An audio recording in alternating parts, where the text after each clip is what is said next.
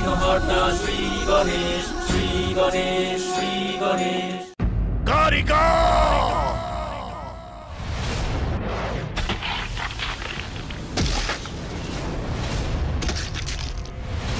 মনে হচ্ছে এটা তো কোনো ভয়ঙ্কর আসুরিক শক্তি।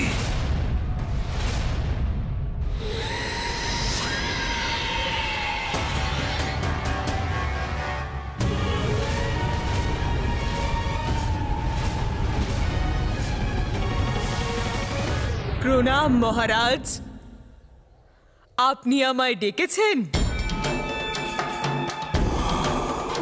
বলুন কি করতে পারি আপনার জন্য? এক অত্যন্ত গুরুত্বপূর্ণ কার্য তোমাকে করতে হবে কারিকা। যাও, অট্টাসুরের সাথে যাও আর খোঁজো ওই আদি দেবীর শক্তিকে। আর যদি অট্টাসুর ওই দেবীকে বধ করতে অসমর্থ হয়, তাহলে তুমি এই কার্যকে সম্পন্ন করো।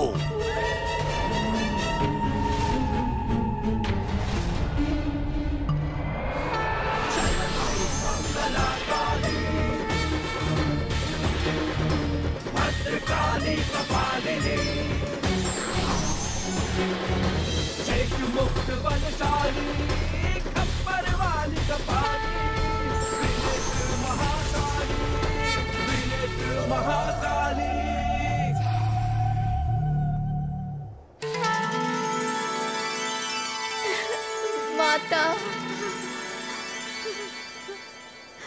পুত্রী, কামদেব ভুল তো নিশ্চয়ই করেছেন। নিজের পঞ্চবাণ দিয়ে মহাদেবের মধ্যে কাম জাগ্রত করার প্রচেষ্টার মতো বড় এক ভুল। সেই মহাদেব যে ত্যাগে নির্লিপ্ত, তার মধ্যে কাম জাগ্রত করার প্রচেষ্টা কেউ কি করে করতে পারে? মা, স্বামীর দ্বারা ভুল হয়েছে, এটা আমি মেনে নিচ্ছি। কিন্তু উনি যা কিছু করেছেন দেবরাজ ইন্দ্রের পরামর্শ অনুযায়ী করেছেন,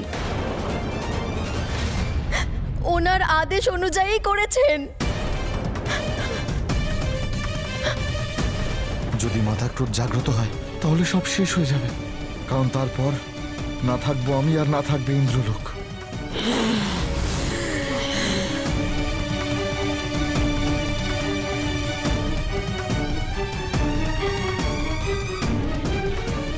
মা, আমি আমার স্বামীকে হারালাম আর সৃষ্টি কামদেবকে হারালো। এখন সংসারের কি হবে মাতা? কামদেব ছাড়া প্রজনন থেমে যাবে, সৃষ্টিতে নতুন জীবন তৈরি হওয়া বন্ধ হয়ে যাবে, সমস্ত কিছু শেষ হয়ে যাবে মাতা, অনর্থ হয়ে যাবে।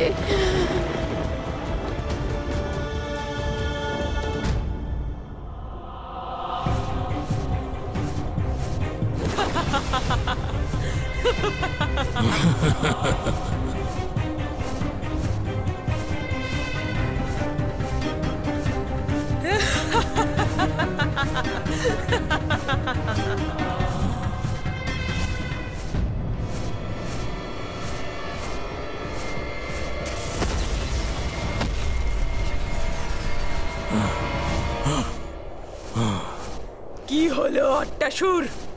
আমরা এখানে কেন দাঁড়ালাম? রাজভবনের সামনে কেন নয়? আমি এখানে পুনরায় এসে কোনো ভুল করলাম না তো? হয়তো আমার ওই বৈদ্যের পরামর্শ মতো আরো কিছুটা সময় বিশ্রাম করা উচিত ছিল। এই কারিকাকে সামনে যাওয়ার পথ বলে দিয়ে আমার নিজেকে সুরক্ষিত রাখা উচিত। হ্যাঁ, তাই করি। তোমার শ্রবণ শক্তি শিথিল হয়ে গেল নাকি? কি হয়েছে তোমার? চলো, তুমি যদি যেতে না পারো তবে আমি একাই চলে যাব। এই দেবী আদিশক্তির বিনাশ আমি একাই করতে পারবো। আচ্ছা, এত আত্মবিশ্বাস নিজের ওপর? তাহলে যাও না, কে আটকাচ্ছে তোমাকে? আমিও দেখি একটু যে কি করতে পারো তুমি। তবে তুমি আমার জন্য প্রতীক্ষা করো আর দেখো আমি কি করতে পারি। আমাকে ওর থেকে সুরক্ষিত দূরত্বে থাকতে হবে, যাতে আমি ওর ধ্বংসলীলা দেখতে পারি।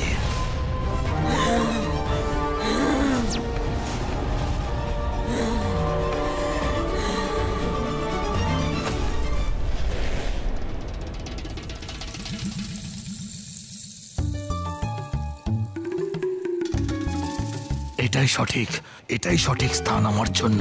আমি এখানেই সুরক্ষিত থাকবো। এখান থেকেই আমি লুকিয়ে লুকিয়ে দেখতে থাকি।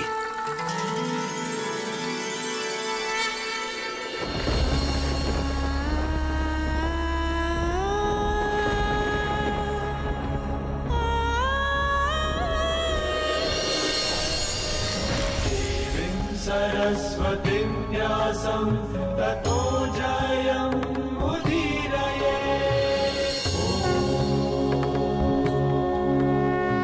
দুঃখ পেও না পুত্রী, আমি মহাদেবের বিরুদ্ধে যেতে পারবো না। সেই জন্যে কামদেবকে পুনরুজ্জীবিত করতে পারবো না।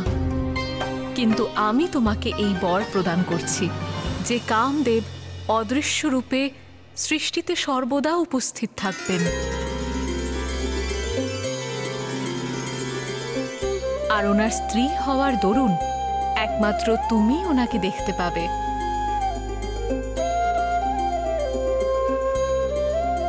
আর দাপর যুগে নারায়ণের পূর্ণ অবতার শ্রীকৃষ্ণের পুত্র প্রদ্যুম্নের রূপে তুমি কামদেবের সর্বদা সান্নিধ্য প্রাপ্ত করবে।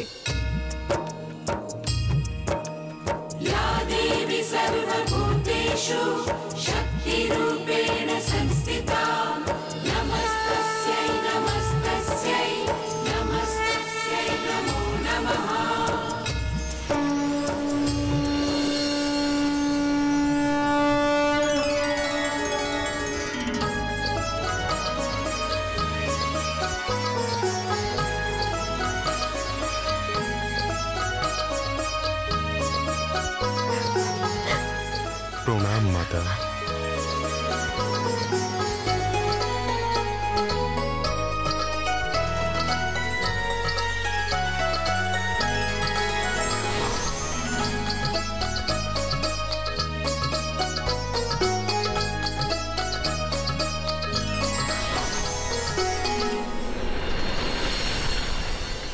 স্বামী, আমি আপনাকে দেখতে পাচ্ছি স্বামী।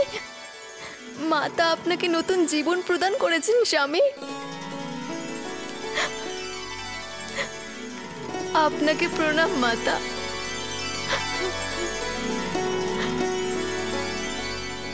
আমায় ক্ষমা করে দিন মাতা। আমি তো সৃষ্টির মঙ্গলের জন্য মহাদেবের বিরক্তি দূর করে ওনার মনে স্নেহ আর প্রেম ভাবনা উৎপন্ন করতে চেয়েছিলাম। সেই জন্য আমি যাই করেছি তা কোনো বিদ্বেষ ভাবনা নিয়ে করিনি। কিন্তু আমার জন্যই মহাদেব ক্রোধিত হয়ে গেছে। কামদেব, আপনি ভুলে গেলেন, যদি কেউ মহাদেবের মধ্যে কাম জাগ্রত করতে পারে সে কেবলমাত্র আদি শক্তি, অর্থাৎ স্বয়ং আমি।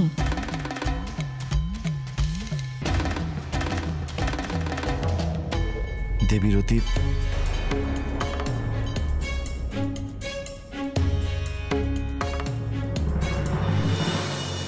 দেবীরতি, আমি কামদেবকে দেখতে অসমর্থ, কিন্তু আমি আপনাদের কাছে ক্ষমা প্রার্থনা করছি।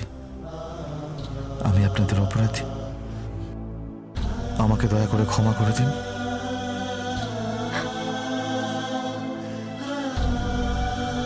ইন্দ্রদেব, মাতা আদিশক্তির আশীর্বাদে আমি আমার স্বামীর সান্নিধ্য পুনরায় প্রাপ্ত করেছি। সংসারে কামদেব তার রতিকে ফিরে পেয়েছেন। মাতার কৃপায় আমি আমার স্বামীকে ফিরে পেয়েছি। উনি ওনার আগের অস্তিত্ব ফিরে পেয়েছেন। এজন্য আমি কারোর উপরই রেগে নেই দেবরাজ ইন্দ্র। এবার আমাদের আজ্ঞা দিন মাতা।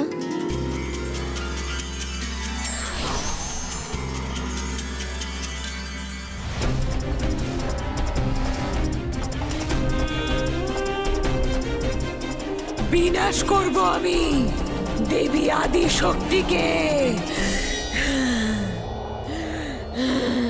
ওই দেবী তো ওখানেই উপস্থিত মনে হচ্ছে। ভালোই হয়েছে, এবার আমার ওনাকে বিনাশ করার জন্য রাজভবনে যাওয়ার কোনো প্রয়োজন নেই। আমার হাতে মৃত্যু ওনাকে এখানে টেনে এনেছে।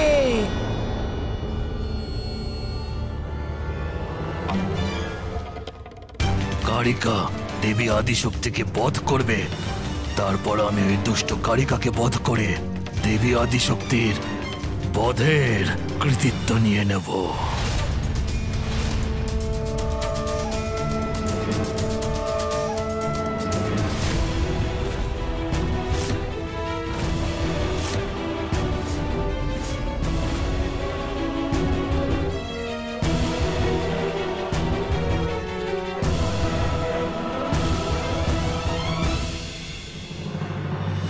একে দেখে মনে হচ্ছে নারী অসুর, যে আমাদের উপর দিয়ে আকাশপথে যাচ্ছে, তাই তো এত ছায়া পড়ছে।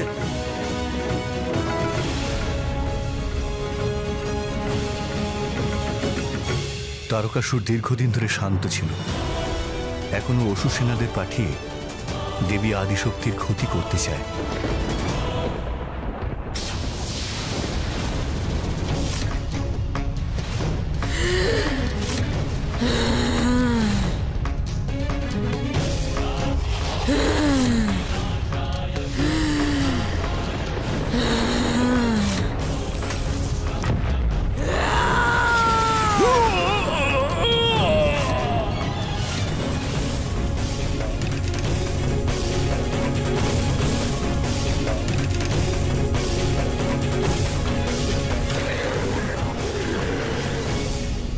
ব্রহ্মদেব, নারায়ণ, এইটা কি ঘটল?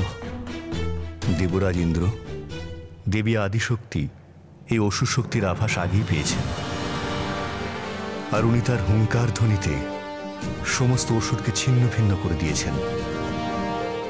একমাত্র আদিশক্তি এটা করতে সক্ষম।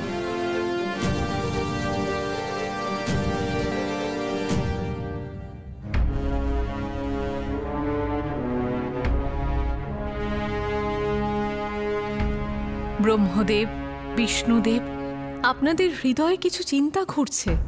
বলুন আমাকে, আপনারা এতটা বিচলিত কেন?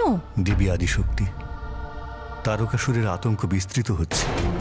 তারকাসুর স্বর্গেও নিজের আধিপত্য স্থাপন করেছে, যজ্ঞেও বাধা প্রদান করছে, নির্দোষদের কষ্ট দিয়ে ব্যথিত করে তুলছে। তারকাসুরের বিনাশ একমাত্র আপনার আর মহাদেবের পুত্রের দ্বারাই সম্ভব। এখন একমাত্র আপনি মহাদেবের মধ্যে কাম ভাবনা উৎপন্ন করতে পারেন, ওনাকে এই অবস্থা থেকে বের করে আনতে পারেন। তাই তারকাসুরকে বিনাশ করতে, সৃষ্টির মঙ্গলের জন্য আপনার আর মহাদেবের বিবাহ অনিবার্য।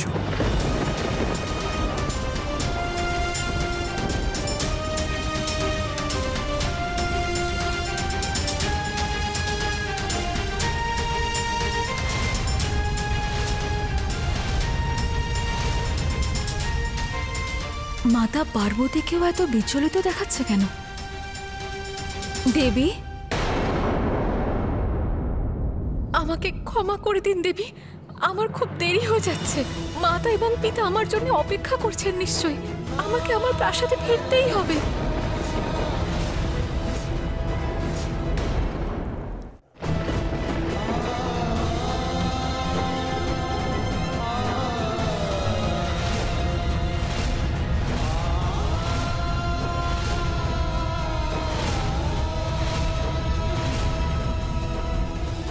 আমি কিছু বুঝতে পারছি না।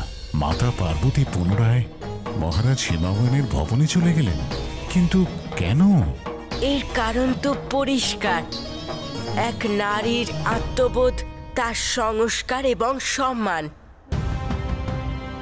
নিজের পিতা মহারাজ হিমাবনের আদেশ ছাড়া বিবাহ তো দূরের কথা, মা কিছুই করতেন না। মা, আপনি একদম ঠিক বলেছেন। মা পার্বতী মহারাজ হিমাবনের কন্যারূপে জন্ম নিয়েছিলেন। সেই জন্য এবার মহাদেবের সাথে ওনার বিবাহ তো তখনই সম্ভব হতো যখন মহাদেব ওনার পিতার কাছে স্বয়ং সেই বিবাহের প্রস্তাব নিয়ে যেতেন। অর্থাৎ যতক্ষণ না মহারাজ হিমাবন মাতা পার্বতীকে কন্যা দান করে মহাদেবের হাতে তুলে না দিচ্ছেন, ততক্ষণ মাতা মহাদেবের কাছে কি করে যেতেন? এই জন্যে মাতা পার্বতী নিজের আসল পরিচয় জানার পরেও মহারাজ হিমাবনের রাজভবনে ফিরে যান। এদিকে দেবতারা খুব চিন্তিত ছিলেন, কারণ ওনারা এত বড় সাফল্য অর্জন করার পরেও ওনারা আবার নিরুপায় হয়ে যান। আর ওদিকে তারকাসুরও অসফল হয়ে চিন্তিত হয়ে পড়েন। আমার নিজের প্রতি বিশ্বাস আছে, আমার দ্বারা এবার আর কোনো ভুল হবে না। অট্টাসুর জানে যে দেবী আদিশক্তি কোথায় উপস্থিত আছেন, আর ওর থেকে প্রতিশোধ নিতে তৎপর হয়ে আছে। আর ওকে সাহায্য করতে আমি কারিকাকেও পাঠিয়েছি। এখন যে কোনো মুহূর্তে ওদের মধ্যে যে কোনো একজন ওই আদি দেবীকে বিনাশ করার শুভ খবরটা দ্রুতই আমাকে জানাতে আসবে। অবশ্যই আসবে।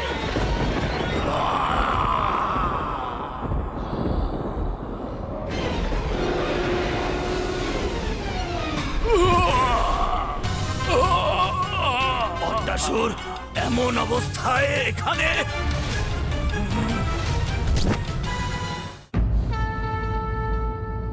ব্রহ্মদেব, নারায়ণ, এতক্ষণ তো মহাদেব এবং মাতা পার্বতী একে অপরকে দেখাটাই আমাদের জন্য সব থেকে বেশি চিন্তার বিষয় ছিল।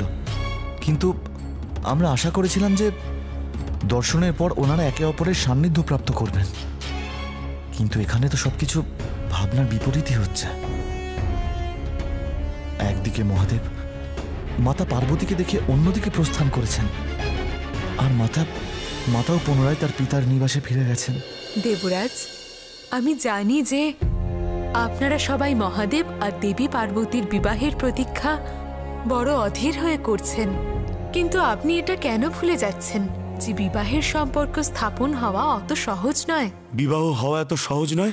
অর্থাৎ?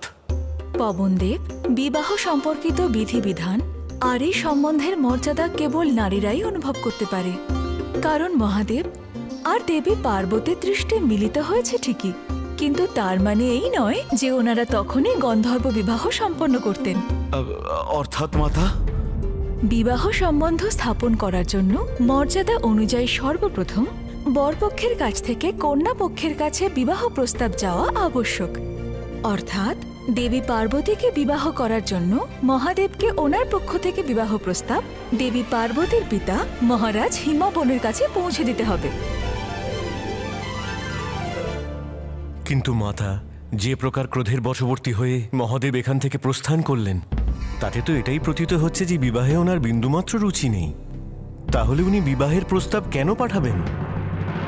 দেবী লক্ষ্মী, মনে হচ্ছে যে আমাদের দেবীদেরই দেবতাদের সব বোঝাতে হবে। হ্যাঁ দেবী সরস্বতী, এত দিগ্গজ, জ্ঞানী আর শক্তিশালী দেবতা হওয়া সত্ত্বেও বিবাহ অর্থাৎ গার্হস্থ্য জীবন সম্পর্কে খুবই সামান্য জ্ঞান আছে ওনাদের। দেবগণ, আপনারা এটা কেন ভুলে যাচ্ছেন যে মহাদেব দেবী সতীকে হারানোর তীব্র যন্ত্রণা সহ্য করার পর সকল সাংসারিক কাজকর্ম থেকে নিজেকে বিরত রেখেছেন, কিন্তু এবার ক্ষণিকের জন্য হলেও মহাদেব দেবী পার্বতীকে এক ঝলক দেখার সুযোগ অবশ্যই পেয়েছিলেন। তাই মহাদেবের মনে দেবী পার্বতীর প্রতি তীব্র আকর্ষণ অবশ্যই উৎপন্ন হয়েছে। আমাদের মহাদেবের মনের অবস্থা বুঝে খুবই সাবধানপূর্বক আর সংবেদনশীলতার সঙ্গে বোঝাতে হবে, অন্যথায় ওনার ক্রোধ জাগ্রত হতে পারে।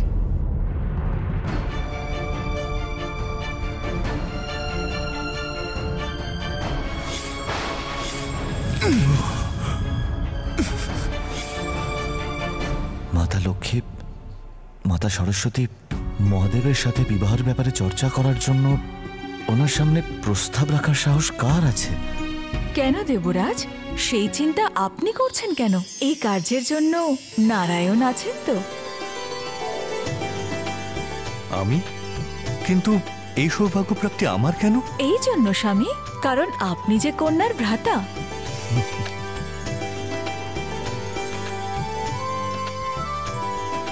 ঠিক বলেছ, আমি এই প্রস্তাবে সম্মত। নাথ, আপনি তো মহাদেবের সম্মুখে যাওয়ার জন্য অধীর হয়ে পড়েছেন। আপনি কি ভেবে দেখেছেন যে ওনাকে কি বলবেন? এই বিষয়েও সলা পরামর্শ করে নিন। ঠিকই বলেছ প্রিয়ে। মহাদেবের তরফে মহারাজ হিমাবনের কাছে দেবী আদিশক্তির বিবাহের প্রস্তাব পরে যাবে। তার পূর্বে আমি দেবী আদিশক্তির বিবাহের প্রস্তাব এমনভাবে মহাদেবের কাছে নিয়ে যাব যা উনি অস্বীকার করতে পারবেন না। তবে কি নারায়ণ মহাদেবের কাছে এই বিবাহ প্রস্তাব নিয়ে গিয়েছিলেন? হ্যাঁ মা, আর নারায়ণ তো নারায়ণ। আর এবার তো উনি ওনার বোনের বিবাহের প্রস্তাব নিয়ে মহাদেবের কাছে গিয়েছিলেন। মহাদেব কি তবে শ্রীহরি নারায়ণের প্রস্তাব স্বীকার করেছিলেন? মহাদেব, আমার বোন পার্বতী, আমি ওর বিবাহের প্রস্তাব নিয়ে আপনার কাছে এসেছি। না, এটা আমি স্বীকার করতে পারবো না। কিন্তু মহাদেব এই প্রস্তাব অস্বীকার কেন করেছিলেন? মাতার নিজের ব্রহ্মচারিণী সত্যকেও এখনো প্রমাণ করা বাকি ছিল।